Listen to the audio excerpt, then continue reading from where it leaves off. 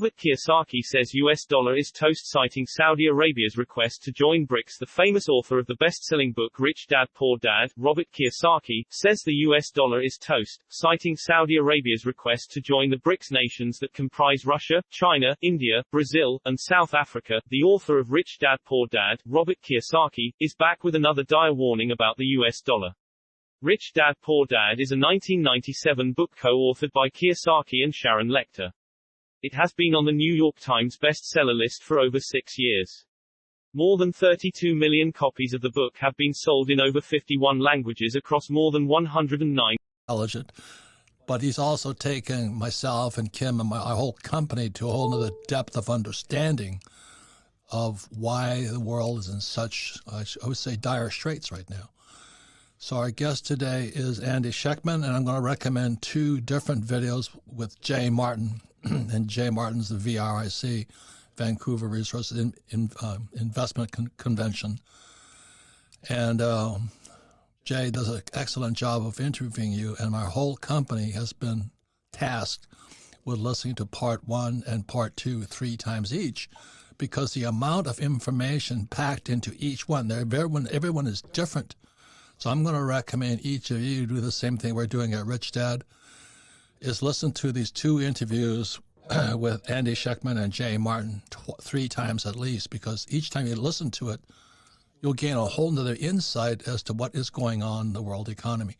Any comments about Kim? It's really been transformational to listen to. It's been transformational. So, and Andy Schectman, he's the president and founder of Miles Franklin Precious Metals, but has been in the financial industry since 1989, so he's got a lot of experience. But the cool thing for me is we've studied these videos as a company, and we discuss it, and we are looking at all points of view. So for me, and what we're going to discuss today is Andy, what you did is I've heard all the pieces, and they were floating out in space and all these different pieces, but you brought all the pieces together in the puzzle. And I thank you for that. And this is going to be an incredible interview, and I'm really grateful to have you on the program.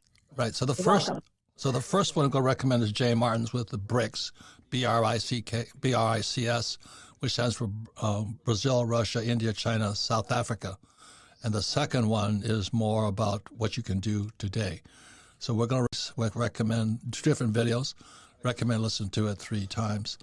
So Andy, welcome to the Rich Dad Show. Welcome, Andy. Oh, you guys, I'm so honored and grateful to be here. Flabbergasted, I guess you could say, would be maybe a halfway accurate adjective for the way that I have felt about the comments that you made. Just so grateful and appreciative to be here, and thank you for the kind words. Oh, thank you. So can you let's just stay macro, keep it super simple. That's my new book series coming out called KISS, Keep It Super Simple, because that's what we do.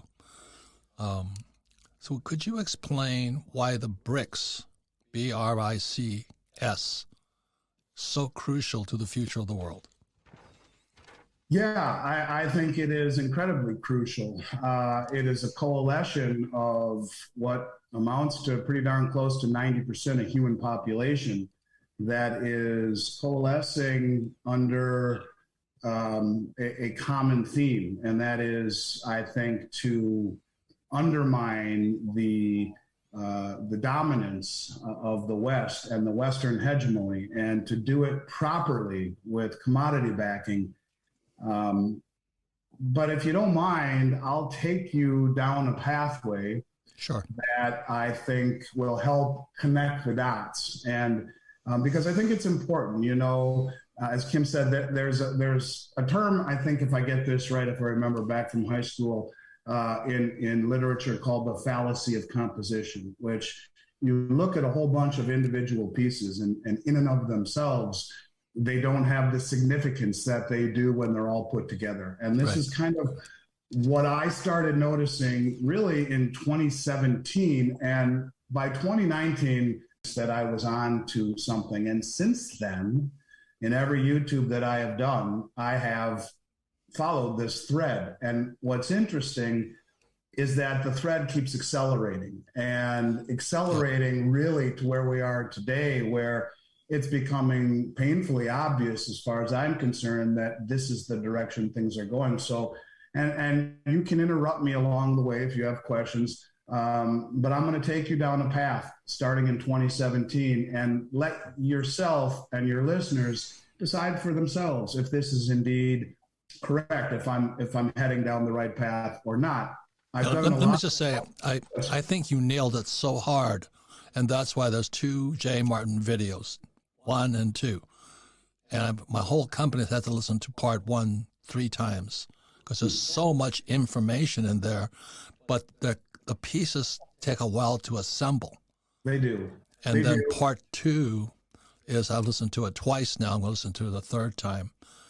And what you're doing is you're putting the whole puzzle together. So please listen to both videos. So keep going, Andy. So yeah, and I think that it's in and of itself, the individual pieces that I will talk about may not resonate, and in the end, I'll put it all together. I'll try to attempt to put it all together. But I really noticed things starting to change in 2017, Robert and Kim. I noticed that, out of nowhere, the German Bundesbank made a very big deal about repatriating their gold in 2017. Now, this was at the tail end of what had amounted to a 6-year bear market in precious metals. And, in 2017 in particular, it was a rough year to own a precious metals company. You had Bitcoin really taking off. You had the equity fantastic, and gold was languishing. And central banks were selling it. It didn't make any sense to me. Why would the central banks be selling gold? I guess, maybe because it's been in the midst of a downdraft, and there's this new thing called Bitcoin that's really starting to take off. And maybe we were just moving away from the old way of doing things, and we're moving into a new reality. And the capitulation came to mind. And in 2017, 6 out of every 10 orders that we did were people selling. Most of them aggravated that Bitcoin, which was supposedly cut from the same cloth as gold, was accentuating itself. And why wasn't gold? So out of nowhere, the German Bundesbank, who had attempted to start repatriating their gold a year or 2 earlier from the Federal Reserve in New York, finally made a big deal about it publicly. And they said, hey, send us back all of our gold. Now, it's important to understand that really, since the end of World War II, the United States held most of the world's gold. And the reason, in a nutshell, that we did was that at the end of World War II, at Bretton Woods, when the dollar was anointed the world reserve currency, we made a promise to the world saying, hey, you can give us your gold because it's safe over here. You've gone through 2 world wars and it's safe over here. And I'll tell you what, we'll pay you $35 an ounce for your gold. And in turn, you take the proceeds of that and you buy our U.S. treasuries. And this will give you a return on a non-interest bearing asset, and it will be held safely, and we will always sell it back to you for $35 an ounce. Now, it had been that way for a very long time. And as I get down this pathway, we'll get to that moment that you and I were talking about briefly offline here, where that all changed. So Germany says to the West, give us back our gold. And within a few weeks of that happening, the Bank of Austria, the Bank of Turkey, the Czech National Bank, the Dutch National Bank, all of these banks followed suit, said the same thing. Give us back our gold. And they said it not only to the New York Fed, but also to the Bank of England. We want to repatriate our gold. And this is really strange at this moment, because here we are in the midst of a downdraft in gold that is now going on 5-6 years, and the central banks are repatriating their gold. Once again, this is 2017, so not that far away. Okay. That's right, 2017. And now my interest is piqued in the speeches that I'm giving, like at the Sprott conference. I would cite that, hey, something's going on here. The central banks are increasing their gold holdings quietly and repatriating them, even when gold isn't doing much. In 2018, the following year, you guys, gold was those same groups that repatriated their gold bought more gold as a group than they did in the 60 years combined previously. So now something's really going on. These banks are repatriating their gold from the Fed and the Bank of England, and now they're buying copious amounts of it. Really interesting.